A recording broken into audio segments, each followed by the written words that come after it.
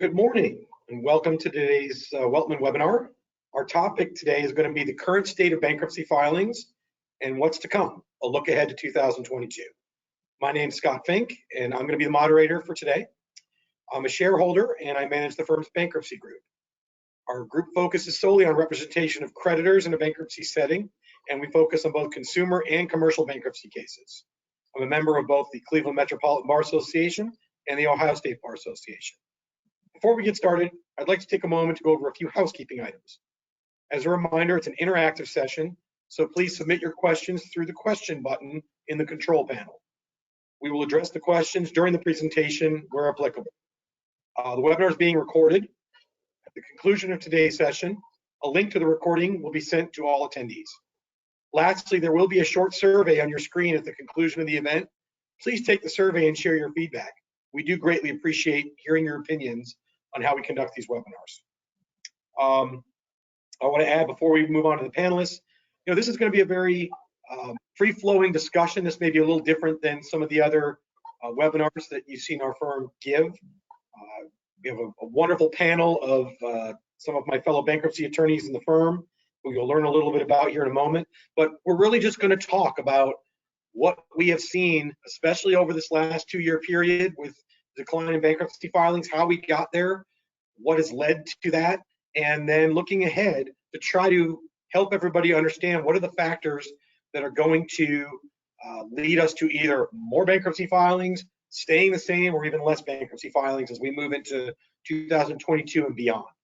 So without further ado, let's learn a bit more about the panelists. We're going to start off first with Monette Cope. Hi, my name is Monette Cope. I've been with Weltman since 2000. I'm in the Chicago office. I have been a bankruptcy attorney for decades. My practice is local here in Chicago, but it is also national. I represent student loan lenders in adversary complaints nationwide. And I also do just the routine consumer and also some bankruptcy litigation. Thank you. Thank you, Monette. Next up, Garry Masterson. Good morning. My name is Garry Masterson. I've been with Weltman since 2017. I am based in the Cleveland office. I am licensed in the state of California. My primary practice areas as far as bankruptcy are in Ohio, Pennsylvania, New York, and California, but also able to handle matters nationally as well. So it gives a good view of what's going on throughout the country. Great, thank you, Garry. And finally, Erin McCabe. Hello, everybody. Excuse me. My name is Erin McCabe. I've been with Weltman since 2009, actually. I handle Kentucky and Indiana, and most of my mix is a little bit of everything. I do a little bit of student loans, a little corporate, and a little consumer bank, mostly consumer bankruptcy. Great, thank you, Erin.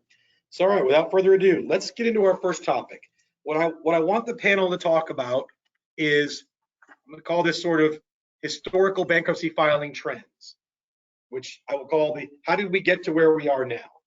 And I'll just open it up to everybody to sort of walk us through where we were if you look back, 15 years ago-ish, and then we'll take everybody up to a point where we're at the present state of bankruptcy filings. So anyone can just go jump in with their thoughts on where we started. I guess the timing of this for the attendees to understand, you get to that 2008, 2007 period, that was the Great Recession. That was the financial meltdown, the mortgage meltdown, whatever you want to call it. And that had a great effect on bankruptcy filings starting then. So that's sort of the period I want to start with. Yeah, I like to say that when I first started my career a long time ago, a bankruptcy attorney told me that bankruptcies ebbed and flowed, that it would, at times, it would be very heavy with bankruptcies and then there would be light. And he suggested that I also find an alternative area of law to practice, but I've always pretty much practiced bankruptcy. In 2008, strangely enough, I had been with the Columbus office since 2000, but I I accepted a transfer to the Chicago office. And that was when the recession hit and the bankruptcies exploded. So when I came to the Chicago office, I remember frantic, I mean, having to create a practice in Chicago with all the incumbent pleadings and just, you know, learning the ropes again. I'd practiced here before, but relearning the ropes. And I recall that the bankruptcies were out of this world. I was going to court all the time. I was in the office until 7 o'clock at night. And then gradually they started leveling off. And now we have reached the point where the bankruptcies are probably at the lowest I've ever seen them in my entire career. And like I said, I've been doing this for decades. I won't say how many decades, but this is the lowest filings that I've seen in my entire career. And for context, Monette's suspicion is absolutely correct. I think you can use any drill 12-month period if you want to look back from this November to 12 months ago. If you want to go from last month and go back 12 months, you can do this for several months backwards right now. It is the lowest since 1985. That's how few bankruptcies are being filed currently. You know, if you look at what's on your screen, those statistics, it tells its own story. If you start from the bottom in 2008 and the Great Recession hits, which, you know, necessarily we understand what that all involved. It involved a lot of foreclosure, a lot of unemployment, a lot of economic turmoil and upheaval. And there you see bankruptcies were already in the million plus, and that's an annual figure. They jump up to that sort of 1.5, 1.4 million, 1.2 over the next 3 or 4 years. They sort of stabilize. And then they started to step down from 14 to 15 to 16. They stayed in a stable area for the years leading up to then the pandemic in late 20.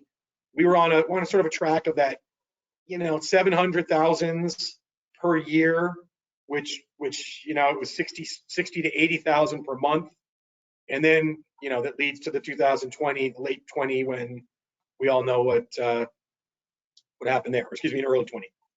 So with that in mind, I'll shut up and let Garry and Erin add their thoughts. I think I'll add too, and I know we'll talk more about this later. So as Scott and Monette mentioned, we've seen a step down, then we stayed pretty steady, and then the significant step down that has pretty much continued since the onset of the pandemic. One thing I've seen also as well in the last, I believe, 5 months is there's a slight uptick in Chapter 13. So we'll discuss that more later, but that could either just be some smoke or that could be a sign that there's an overall increase coming. Yeah, Monette, if I can echo on what you were saying, prior to starting at Weltman, I had worked at a regional bank in 2009, and I remember going from the foreclosure department in that bank right into Weltman, and the transition was pretty much, from being very busy in the foreclosure department to being very busy at Weltman. It's a night and day from where we were then to where we are now. That's right. Sure. And I would also add that just prior to 2005, there was a huge uptick in filings because the BAP-CFA, the new bankruptcy code and rules went into effect in 2005. And prior to that, everybody was afraid of the new rules and that it would be harder and more expensive to file bankruptcy, which it was a little bit. So people were filing like crazy.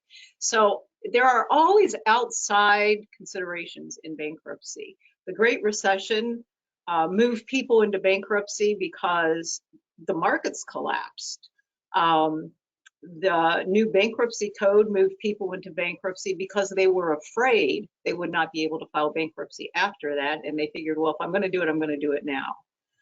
So bankruptcies are driven by outside circumstances, whether it's the overall economy or the individual circumstances.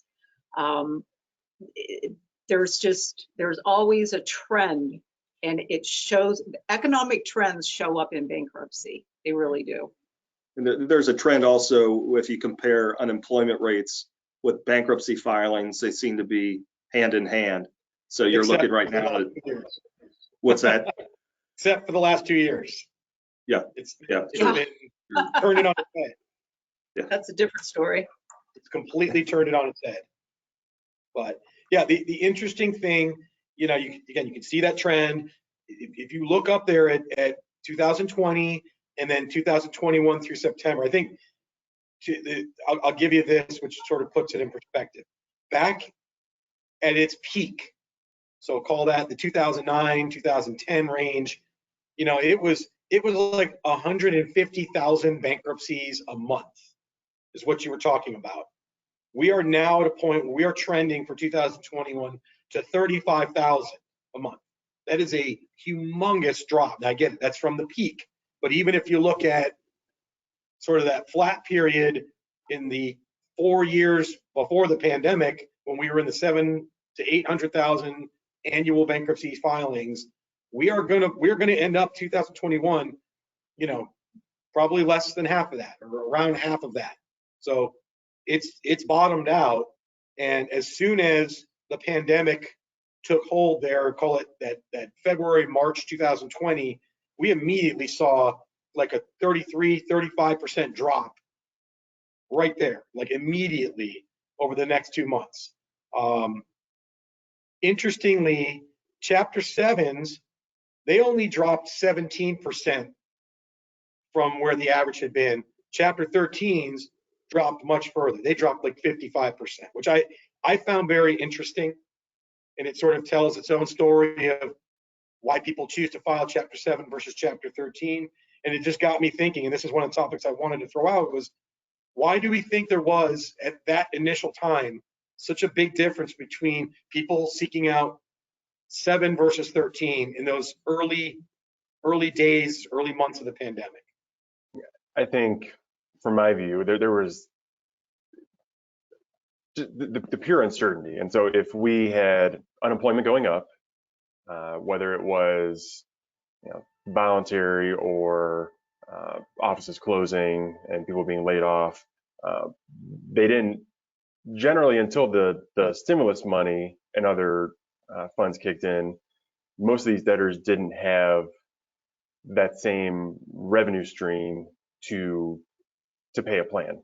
And so, in my opinion, that's why 13s would have dropped further compared to somebody who would qualify for a 7 and had the overarching debt. And so we didn't see as big a drop in the 7s at the beginning. Yeah, for the attendees, I think, to put it in perspective, for a debtor to qualify for Chapter 13, they must have a continuing source of income to fund a Chapter 13 plan, whereas a Chapter 7 is simply a liquidation. You are discharging your debts over a very short period of time. You know, the timeline of a Chapter 7 is four months, maybe 5, versus 5 to 6 years for a Chapter 13. I think, you know, look, the pandemic itself, you just talk about why people didn't file in those early days. Part of it was just flat out fear and uncertainty of people didn't want to leave their homes. They certainly didn't want to go to a courtroom, and they certainly didn't want to go into an office building to go meet with an attorney to talk about filing bankruptcy and consulting. That was sort of the seed for everything else. But there certainly is other factors. You know, the job losses. Go ahead. I was going to say, I think the unemployment rate is, you know, this spiked of whatever peak, 14, 15% peak in unemployment. You know, the statistic is not really telling the whole truth, because it's really the first times we have a supplemental, you know, underlying current where we have a lot of government money that's supporting people that are on unemployment. It's not a true unemployment figure. That's why you would think that at 14%, we'd have more bankruptcies than ever. And it was just the opposite, as you said, was the case. But we're being, a lot of individuals that would have filed for bankruptcy had a cash inflection, if you will, or injection that I think kept people out of bankruptcy. Now, people filed Chapter 13 to save their homes and to save their cars. Once the stimulus money started coming in, the paycheck protection plans, and with the moratoriums on foreclosures and repossessions, nobody had to file a Chapter 13. There was no reason. People only file bankruptcy when they're at the end of the financial road. And the economy has been artificially helped along with all of the aid and the moratoriums.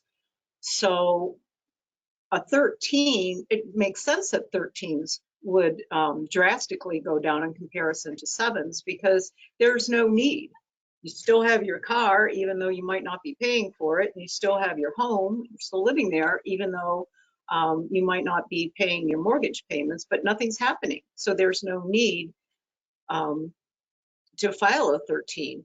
On the other hand, in Chapter 7, you could have debt collectors calling. You just want to get rid of that debt. You just want to get rid of it and get rid of the debt collectors. So that's a much easier choice to make. It's like, okay, I don't want this anymore. I'm tired of having all of these debts, dragging me down, but I'm not going to file a 13 because I'm not in fear of losing anything right now.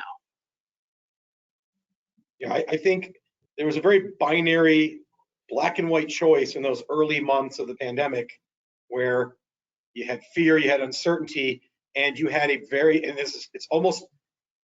this seems like a dream for all of us, like trying to remember sort of the story of all this and how it happened.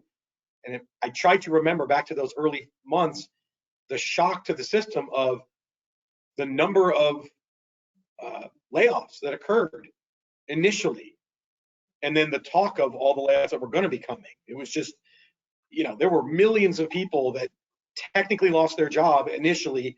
A lot of them got their jobs back. Some people just left their jobs, but it was a very easy, I'm gonna call it relatively easy black and white decision for a 7 versus a 13. If you lost your job, it's kind of a no-brainer. If you're thinking about filing or you're worried about your financial situation, 13 wasn't even an option. It was quite simply, I can't even qualify for Chapter 13. I don't know when my next paycheck might be coming, so I've got to get rid of my debt. I'm going to file Chapter 7. That, to me, is probably the simplest way to explain why we had such a disparity between people filing 7 versus people filing 13 initially. But so I want to move this a little bit, change the topic slightly, and continue talking about not the difference between a Chapter 7 and a 13, but I want to talk about what caused and has continued to cause this depression in the filings from, call it February 2020 until as we sit here today. And I know, as Monette said, there are a lot of factors. It's too simple to just say COVID. There's a lot of other things that are at play. Yeah. So I think, oh, sorry, Gary. I think everything has been put on hold with COVID. The normal economic debt train has been put on hold. Here in Chicago, the foreclosures had been put on hold for quite some time. Collection actions have been ongoing, but the courts are very, very, very slow. To obtain a judgment, it takes a long, long time here. So as the debt train moves through the state courts, it's very slow. And like I said before, people don't file bankruptcy until they have to, unless and until there is a real need or there's so much pressure that I have to just get relief. And that's not happening. We don't have foreclosure judgments. We will start to get them. We didn't have any repos for quite some time. So that is a huge factor in why we continue to see a depression in bankruptcy filings. And I would add in, along with the foreclosure moratoriums and the lack of repossessions, you had the federal stimulus monies, both in the actual stimulus checks that everybody was receiving, plus you then receive the advanced child tax credit against next year's taxes. You also had the student loan repayment moratorium that, if I remember correctly, was brought out very early on in the pandemic, at least into the summer, and has been ongoing since. So you have debtors who don't need to pay for their house, at least for the time being. They don't need to pay for their car with the worry that you're going to repossess. They don't need to make their student loan payments, and they're receiving additional money. So they're saving money plus they're receiving money, and so there was the triggers that would normally be in place to force somebody to go and see an attorney to consider filing. Just they weren't there, and they're slowly coming back. But it's compared to the suddenness of all that relief, it's only a slow process to come back to peel those back. I will anecdotally add for everyone on the line, the interesting thing that none of us saw coming, I think when we go back to February, March of 2020, and we didn't know what the world was going to look like. We certainly didn't know what our firm was going to look like. While bankruptcies have bottomed out, interestingly enough, the collections end of a firm like ours, and I'm sure it's true for a lot of firms out there, collections has been booming. And I don't mean that there's tons of new work coming in. I just mean the accounts that were out there in default, people have been paying on those and have been actively seeking to clear up old debts. So while the bankruptcy piece may be down, the foreclosure piece may be down, collections has seen it's been much easier for them to get debtors to apply money on old debts. That's been an interesting thing. And again, let's go back in time and talk about what was everybody's lifestyle forced to be like in those early days. And as Gary started to allude to, I want you guys to elaborate on this because it helps to explain why people weren't filing for bankruptcy. What was your life like on a daily, weekly, even a monthly basis at that point, in terms of what you chose, what you could spend money on, where you could go, what you could do? I mean, I think generally, if you think back for everybody, you were more hesitant to where you're going. You weren't going out to restaurants. Restaurants were closed. They were limited. All entertainment type venues were limited. People were scared about going to even grocery shop. So all of your what you would consider discretionary spending, you now have this extra money that perhaps that's why we're seeing the increased return on collections, is because you have all this extra money plus being given extra money, and you're scared to go anywhere. You're not able to go anywhere because it was open, and you just have more money. It was like a forced savings plan in a lot of ways. That's how I kind of likened it when you took a look around. I mean, everyone's got their own situations in different ways that it affected them.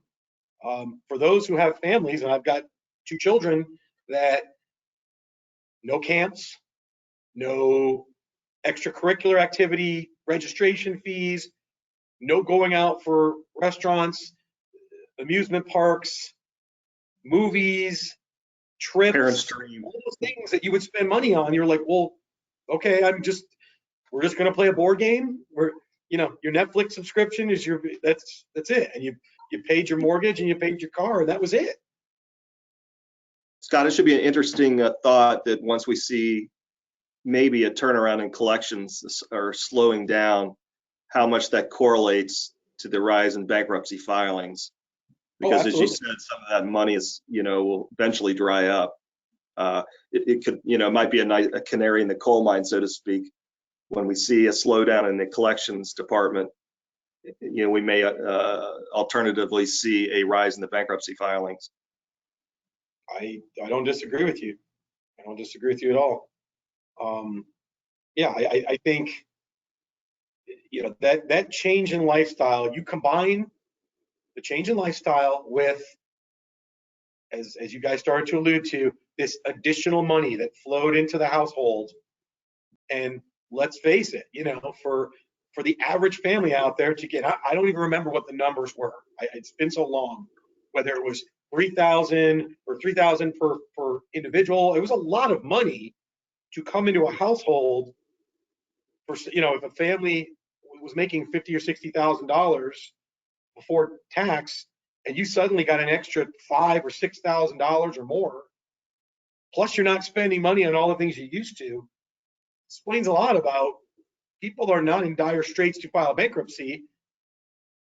And then you pile on top of that, if they choose to do so, they could avail themselves of relief to not make their mortgage payment. They didn't need to make their car payment potentially, and they have to make their student loan payment. So your budget looks very different when you take those things off the pile, the discretionary spending, and you add an extra, you know, hell, 10% of your annual income that's free money. There's a lot going on there. Yeah, even discretionary spending. When I think back on my situation, I would have groceries delivered. I did some shopping on Amazon, but really that was need-based. I didn't go out and shop for new clothes because nobody would see them. I mean, it's changed how we dress. I would get dressed every day at home, but I certainly didn't dress up in formal clothes. I was wearing sweats and leggings and t-shirts. So why do I need to buy new clothes? I don't. Nobody's going to see them. It's just me. So I think people's spending habits change. They weren't overspending. Well, some people do, but there just wasn't as many opportunities to buy or need to buy because you're not out in the world. You're not presenting yourself. You can't go anywhere. You really, my friends and I'm in Chicago. We would go to restaurants outdoors in Chicago in the winter once a week just to get out. And they made these little like huts or tents with heaters in them. You know, it was fun. But that was the extent of my recreational spending, once a week dinner. So yeah, people have been storing up a lot of money, I believe. So the other piece, if you guys could expound upon, is we saw this both on the creditor side and the government side, whether it was state or local, imposing certain restrictions and moratoria on creditors, what you could and couldn't do. And I think that also has played a factor in how bankruptcy filings have stayed down for so many months. And I think some of our clients have been very sensitive to people during these times. They don't want to come on with a heavy hand. They want to try to be compassionate with people who are honestly trying to pay their debts, but are unable to because of COVID-related circumstances. That's also something that I saw, that if you're not being pressured by your creditors, then you also are not going to be pressured to file for bankruptcy. Right.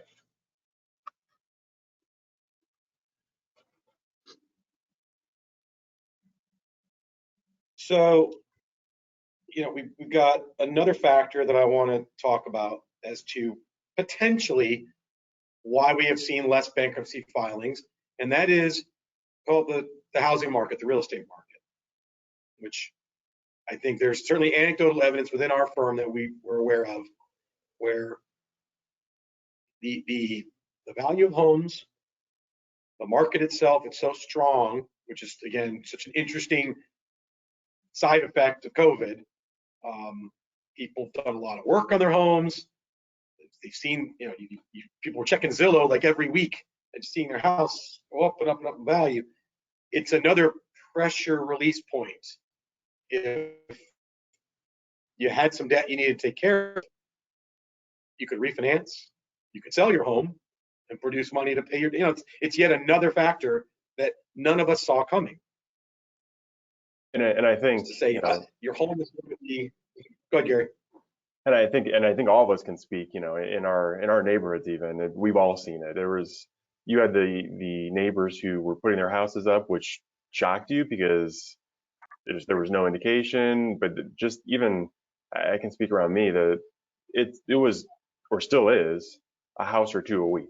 And when you then realize what the house is selling for, it's a no-brainer, because as long as you can obtain another property, if that's what you want to do, you're pocketing thousands of dollars compared to what you paid for, what your outstanding loan was.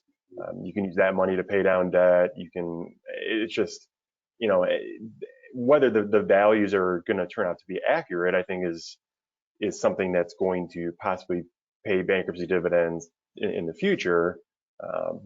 And also, I know a lot of purchasers were hotly bidding against each other. And so you might list your house at $150,000, and you not only were getting 150, but on day one or day two, a lot of times you were getting, bids coming in above, and then there was a bidding war, and you were walking away with even more than you ever imagined. So all of that money they were pocketing, and how that plays out in the future is going to be interesting to watch. I have a friend, Gary, that did the same thing, sold their house more or less unexpectedly, pocketed way more than the value of the home, and they intend to rent a home for the next 2 years until the market cools off, and then rebuy another house. Right. I mean, I think we were even considering, it's a great idea to pocket the money, and I think our limiting factor was, well, we don't want to rent. We've done that game before, and can we, with how the market is, can we even get a property as quick as we're going to need to get out of this house after That's the flip side of it. Right. Yeah. That there's all the positives of, you can sell your home and produce cash and take care of some debt, but everybody's got to find another place to live, and that just means you're buying at the top of the market or renting. Rents are sky high as well. They've been going up as the pandemic has played out. So you're not necessarily solving a problem. You are solving a short-term problem, but you're creating another one, because you've got to get back in the market yourself and either rent for far more than you would have been paying 2.5 years ago, or paying far more for the same property than maybe you'll have to pay 5 years from now, or you certainly would have paid 2 years ago. So that's and it leads to, I don't want to jump ahead too much yet, but some of these factors to look down the line and say, where are bankruptcies going to go, and what are the things that are going to drive bankruptcies? It is the housing market. That's one of the big ones. That, are we looking at another bubble potentially? Is that one thing that we're everybody is seeing their home values up here, and there's the people selling. That's one thing. It's the refinances. Pulling out equity. It's people buying at the top of the market, and it's people refinancing their homes up to a level that, gosh, I hope those values stay, because if they drop, they're not going to have any room to do anything else with it. And if the economy turns, it's happened before. This is what happens. It's really interesting in Chicago, because Chicago has a lot of high-rise housing. It's very densely packed. Owning a home in Chicago is extraordinarily expensive. Like in the city proper, you're looking at least $1 million for a home. So, but it's the housing market in Chicago. Homes have been skyrocketing and selling like hotcakes, but the condo market has not appreciated like the housing market. My neighbor on my floor, one neighbor, took him about a year to sell his condo, but he was asking far too much for it, and that's why it wasn't moving. But my other neighbors put their home on the market right before they went on vacation, and they got a cash offer in 2 days for their condo. Yep. So I don't know how this is all going to flatten out and settle down, but there may be people who bought up that will end up with too much debt on their hands, or people that are going to be caught you know, waiting it out and maybe having to buy something less than what they owned, than what they purchased. And I think I'll throw in there too. So, you know, you had the values inflate, and we can talk about whether, you know, the values are real world accurate or if it's just a result from the market. But most counties and states have jumped into and are taking their piece, which is, you know, your property value went up, so let's go ahead and reassess your property at the government basis. So now your property taxes are going back up, and everybody knows they're going to grab that part now. It's not going to, while they reassess. For example, in Cuyahoga County here, I don't believe they reassess except for every 3 years. So if the market crashes next year, you're paying a higher property tax on that value that you had in 2020 or 2021. Are you going to be able to afford that? Are you going to be upside down with your mortgage? And a lot of the new purchasers we've seen come into the houses around us, you can tell they're, for lack of a better term, house poor. And so that makes me think, if you're taking advantage of the market and, you know, getting your foot in the door and owning a house, if you're house poor and you've expended a lot of your budget on that house, what does that say about the future? I guess to answer one of the questions Gary posed, you know, is this real, or the values real, or are they not? It's a very simple answer currently, which is they're real, because things are only worth what people are willing to pay for them. And right now, people have the money and they're willing to pay these high prices to get into houses wherever. It's going to be very interesting, and it's going to lead us now into, I want to talk about is factors looking forward, sort of our crystal ball as to what are the varying factors that are going to affect the economy, that are going to affect bankruptcy filings. So I want to shift gears and have this group talk about what we think are the factors that will cause bankruptcies to return to higher levels, stay the same, drop. So anyone can jump in with, you know. So I think they're going to come back. The question is timing, and I think that the factors that we're looking at, that we've gone over a little bit, the student loan moratorium, repayment moratorium, is coming to an end at the end of January. So, you know, you're going to have millions of borrowers who haven't had to pay on their student loan for, you know, almost 2 years, and now that monthly payment is coming due again. You're having the foreclosure moratoriums expired federally or expiring at a state level, which is, you know, along with the CFPB rules, is leading to next year where I would expect foreclosures are going to start increasing. You have creditors that, you know, as things begin to normalize, whatever that might mean, might be more willing to go and get that car. You perhaps have debtors or consumers who are maybe increasing their discretionary spending, maybe are racking up, you know, more credit. I've heard that, you know, non-revolving credit has gone up 8% since the pandemic started, and revolving has gone up 11%. So is that another trigger that eventually somebody is over their head in debt when other bills start coming due, because you have those consequences of somebody, quote unquote, knocking on your door if you're not making your mortgage payment or your car payment. So I think those are all trends or triggers that could lead to trends. The question will be timing. Yeah, it'll definitely be the timing. I did a little bit of reading to prepare for this webinar because it's sort of a free form, so I wanted to have a lot of ideas in my head. And I found articles that said that banks are easing their credit lending rules. They're giving out loans on lower credit scores, and that right now the consumer debt is bulging. People are definitely going into debt. So that is a precursor to bankruptcy, because people have a tendency, or some do, to go into too much debt that they can't carry, that they cannot repay. And the other thing that has me really interested, and I read some articles about this too, is that people are not returning to their jobs. They're quitting. Now, I don't understand how they can do this because I need to work to make, to pay my mortgage and to pay my bills. So how is this going to work out? How are these people planning on finding jobs making less money? Well, no, because I went on a little mini vacation earlier this summer in Door County, Wisconsin, which is a tourist area. Every single retail shop had a help wanted sign up.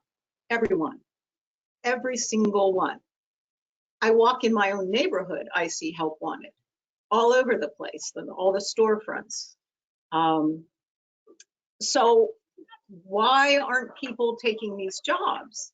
What are they doing for money? How are they going to pay their bills when all the moratoriums stop? I don't know. I can't, I don't have my little crystal ball in front of me that I can tell you, but I think that's going to be a factor in the rise of bankruptcies, that people are walking away from work. I agree. I think that's gonna lead to an increase on the debtor side, and I think we also need to think about what effect does this have on the business side.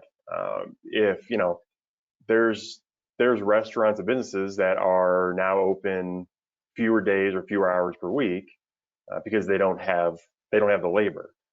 I've seen some articles that there's been a high level of early retirees. A lot of the baby boomer age that I don't think we realized how much we relied on that generation for labor. They have re-examined and said, okay, you know what, I don't really need that side job, so I can just retire and not deal with it. There's also been the move for higher wages, and so a lot more movement in the marketplace. But then I don't think something that we might have thought about months ago, but there's less immigration into the country. So now we have lower immigration rates. I've also read that there's always been a sort of lag on visa approval, but I think that's increased even more, especially when you've shut down borders because of the pandemic, that now we're realizing how much we may have relied on visa workers or other immigrants to fill the labor pool. And so on that end, does this start forcing businesses, when they can't turn a profit or their losses continue to accrue, that they're heading into bankruptcy at an increasing rate? And then does that lead to their employees that maybe can't find a job if the market normalizes? They head into bankruptcy. So I think there's so many dominoes out there that it might take just one or two of them to fall to all of a sudden see a cascade at some point. I read an article that was discussing how the corporate debt in the last year has steadily increased to where it's now $1 trillion. That may be where we see everything start falling, when corporations have over-leveraged themselves, and then they're going to need to do something. They're going to have to increase sales. They're going to have to reduce their labor force. They're going to have to do something in order to survive, if they can survive, or they'll file bankruptcy. And then once that starts to happen, that may be the impetus that just kind of turns our economy around. If people are not taking restaurant jobs right now, they're not taking retail jobs, they don't want those jobs, but they want the corporate jobs. Well, then what's going to happen if the corporate jobs become fewer and far between, and then they're going to have to go back to the restaurant jobs? Monette, go ahead. I was going to say, kind of piggybacking on what you were saying, I went back and did some research in terms of corporate bankruptcies, and from September to September 2021, were the lowest we've had new filings in 11 years. And out of those filings, the worst hit are the non-discretionary, the discretionary industries, the retailers, of course, automakers, things like that. But one consideration occurred to me is, traditionally retailers, rely on the Christmas season.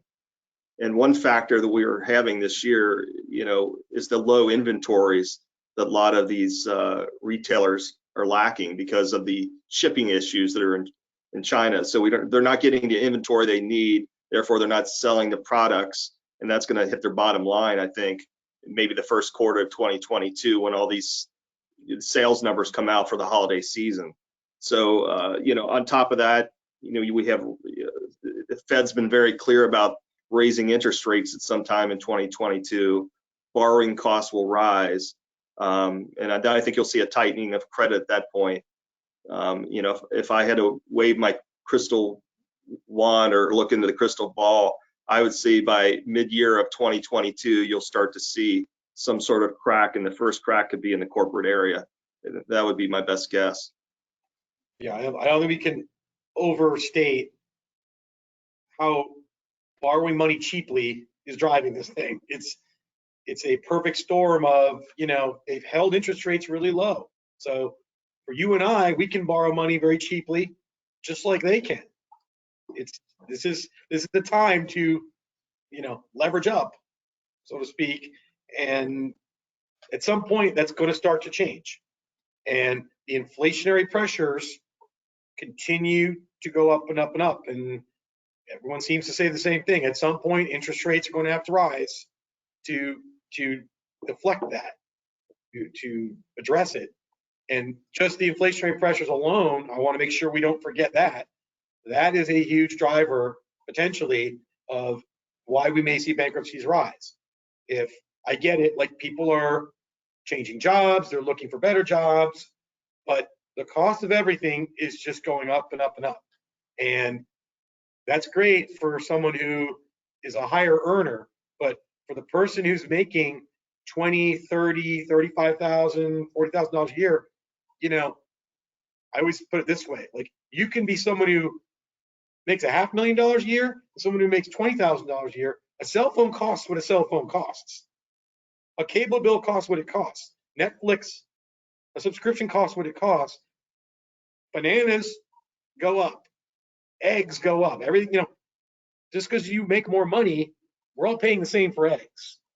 And it's the lower wage earners who are going to get hit a lot faster and start to feel the squeeze as inflation continues.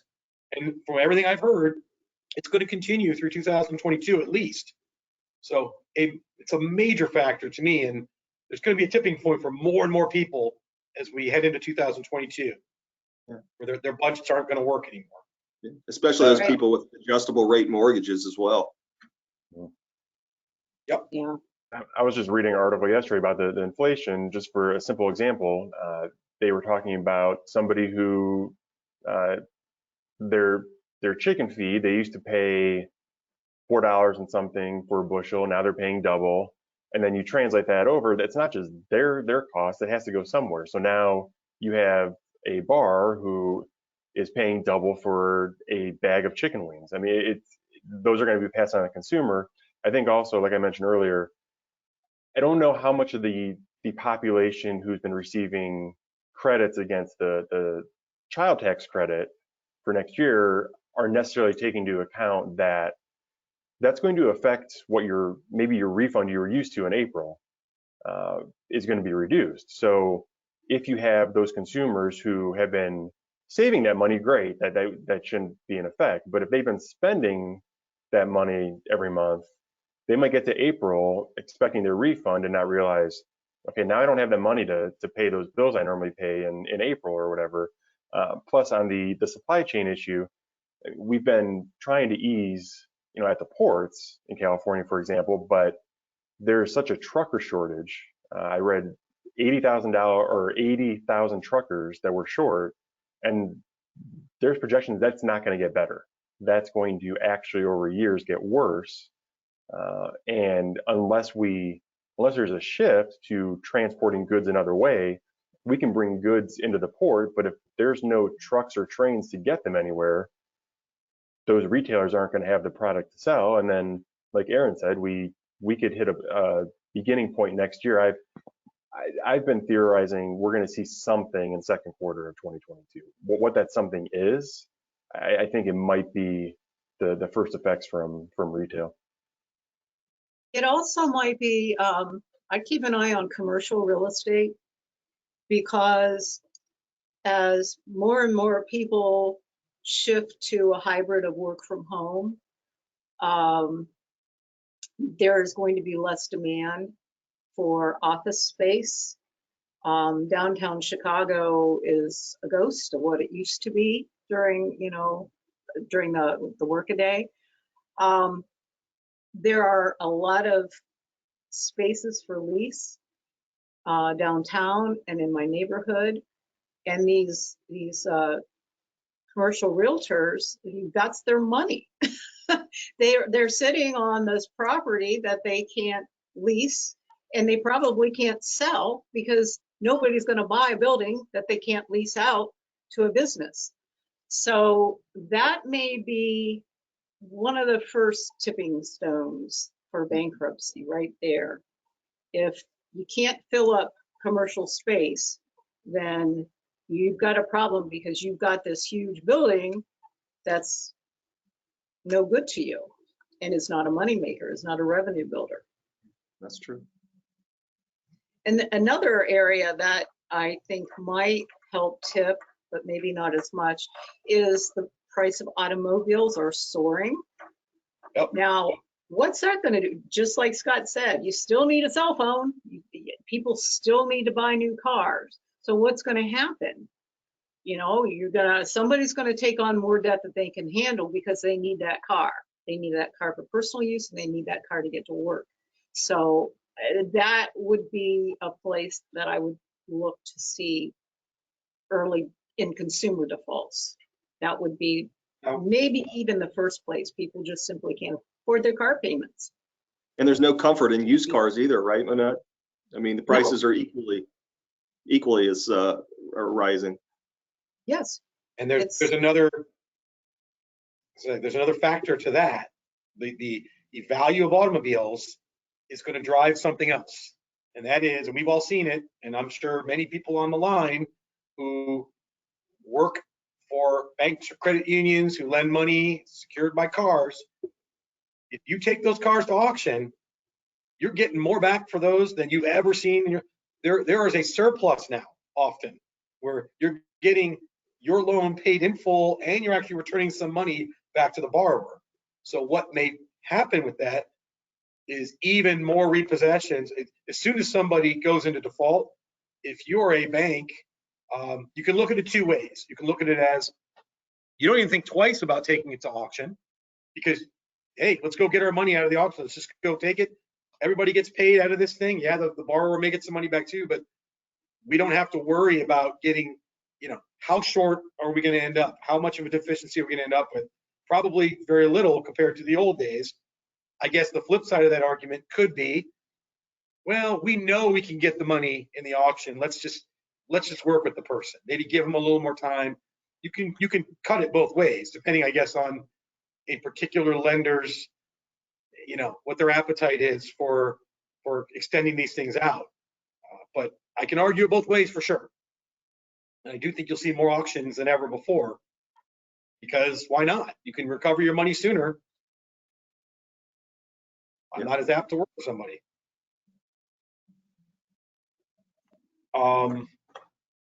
So a couple of other things I want to, we've only got a few more minutes, and we've unwrapped a couple of, of really big things. There is floating out there right now some legislation in Congress, and this is, of course, the other big piece that we haven't really touched on, and it is one of the biggest uncertainties, is what politically will happen as we head into 2022 and beyond. That will have a huge impact on what happens with the economy, and then therefore with bankruptcies. Is there a point, and also with COVID, does COVID subside? Do we have another wave somewhere down the line, all these things are going to factor into whether we have more lockdowns, whether we have more restrictions. Is there going to be more government assistance? Is Congress going to put more money in the system for people somewhere down the line? Another round of stimulus that we just can't even conceive of right now. Those are all things that are going to potentially play into this. There's so much. But the one I was going to talk about was student loan reform. That is a bomb that could be dropped that we haven't seen since, as Monette said back in 2005, when the bankruptcy laws changed and people rushed to file bankruptcy before the law changed. Well, this could be the opposite of if they change the law, and there is legislation floating around out there in Congress to potentially make it easier to discharge your student loans. So I will just leave it there and let you guys touch on how that could affect things and what it might look like. Well, since I do this on a national basis, people file to discharge their student loans for a number of reasons. Many just simply don't want to pay them, period. They don't really, it wouldn't be a hardship, they just don't want to pay them. Other people get into situations where, and it's usually the first one to go to college in a family, they go to a private school that doesn't give them a very good education, and they end up sometimes hundreds of thousands of dollars in debt with a second-rate education. And that is a hardship, in my opinion. But what the legislation, from what I understand, will do, it will allow an easier discharge of federal student loans, which the taxpayers front, but it will not make it easier to discharge private student loans that were otherwise non-dischargeable. And those correct, were fronted by banks and credit institutions. So it's going to slam the taxpayers more than it is the banks. And I'm not in favor of this legislation. I think right now, the way I see this working, it actually works if lenders are willing to settle and to come up with reasonable payment plans for people that really are struggling and they could never pay these loans off. And I do that as part of my job. And on the other hand, if somebody's just, I don't want to pay my loans, well, we fight that. So in my opinion right now, things are working out pretty well from what I see, but a lot of people don't see it the same way I do. I just don't think making federal student loans more easily dischargeable is a good idea. There are programs, there are, income-based repayment plans, there's loan forgiveness. I don't think that's necessary. I think that maybe the law needs to be reworked a little bit instead of what's being proposed. I'm not a big fan of it. And I was say hypothetically, if it does pass, how many millions of borrowers are out there with federally backed student loans? And of that pool of people, I promise you, there are several 100,000 who are going to look at this as a very attractive option to get rid of their student loan. Yep. And these are people who would not have probably thought of bankruptcy before. And they're people that we all know, our friends and neighbors, who are going to, there's a big enough number where you say, hey, I'll take the stigma of being someone who filed bankruptcy if I can get rid of $200,000 of debt. Yeah. There are worse things to have stigma for. I'll sleep just fine at night knowing I got rid of all that debt. So that is a potential driver of bankruptcies somewhere down the line. We just don't know yet. Scott, to play off that, it also may be, if you look at it, it may be a reason to not file bankruptcy. So it will push push the potential pool of future filers out because they're waiting to see legislation. Yeah. And I think too, I had heard recently some judges weighing in that they don't think that, at least what's out there right now, the Fresh Start Through Bankruptcy Act that we were talking about, it might not have legs this current term, but it may, and just because of the makeup of the Congress, but it may be that we see, instead of wholesale legislation, we may see pieces here or there where you might try to address student loans in this way and tuck it into some bill here or there. You know, so I think that'll be interesting. And then see how that plays out. Plus, how does Congress play out in 2022? I think all of how that split is, does it turn back over to Republican control? Does that have an effect on whether there's more stimulus money at all coming out? Does that have an effect on student loan legislation? I think that's going to be a big driver in if there's any relief coming from Congress. So yeah, these are all, it's a spider web. It goes out pretty far. So we're at noon. I want to quickly summarize for everyone on the line, then we're gonna leave you for the day. What we've got, I think, are a number of factors. We've got COVID itself. What is the virus going to do over the next several months? Inflation, supply chain disruptions, staffing shortages, unemployment and underemployment, the continued growth in obtaining credit out there to finance purchases, the housing market and home value, automobile values, as foreclosure and eviction moratorium continue to fall off and the foreclosures continue to ramp up and evictions continue to ramp up.